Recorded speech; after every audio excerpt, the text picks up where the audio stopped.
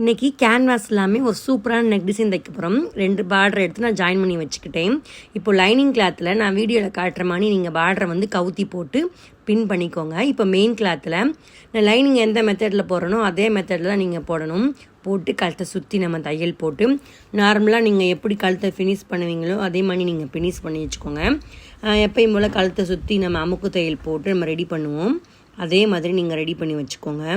இது வந்து கேன்வாஸே தேவையில்லை இந்த மெத்தடுக்கு. இப்போ சுற்றி தையல் போட்டு எக்ஸ்ட்ரா ஒரு கிளாத்லாம் நம்ம கட் பண்ணி வச்சுக்கிறோம். இப்போ நம்ம அந்த பார்டர் வந்து இப்படி தான் தூக்கிட்டு இருக்கோம். இப்போ நம்ம அந்த பார்டரை வந்து சுற்றி வந்து பின் குத்திக்க போகிறோம். இப்போ கெட்ட பக்கம், அதாவது லைனிங் பக்கமாக நீங்கள் திருப்பி போட்டுக்கோங்க. இதில் நீங்கள் எந்த டிசைனும் வரைஞ்சிக்கலாம். யூ கழுத்தும் கிடையாது, ஸ்டார் வரைஞ்சிக்கலாம், தாமரைப்பூ வரைஞ்சிக்கலாம். வரைஞ்சிட்டு அதுக்கு மேலேயே ஒரு தையல் போடணும். இதுதான் முக்கியம். தையல் போட்டுட்டு முன்பக்கம் திருப்பி பார்த்தீங்கன்னா இப்படி தான் இருக்கும். எக்ஸ்ட்ரா வர கிளாத் இருக்குல்ல, தையலை ஒட்டி நம்ம கட் பண்ணி எடுத்துக்க போகிறோம்.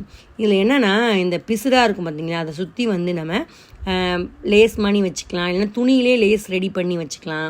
நான் இன்றைக்கி இந்த கண்ணாடி வச்ச லேஸ் தான் நான் வைக்க போகிறேன். கொஞ்சம் பார்டர், அதாவது பெரிய பெருசாக இருக்கிற மாதிரி நீங்கள் லேஸ் ஃபிக்ஸ் பண்ணிங்கன்னா பிசு வந்து சீக்கிரமாக வெளியே வராது.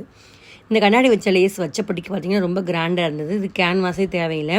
ஃபஸ்ட் டைம் தைக்கிறதுக்கு கொஞ்சம் கஷ்டமாக இருக்கும். அப்படி போக போக பழகிட்டிங்கன்னா நீங்கள் கேன்வாஸே இல்லாமல் நீட்டாக ரெடி பண்ணிடலாம்.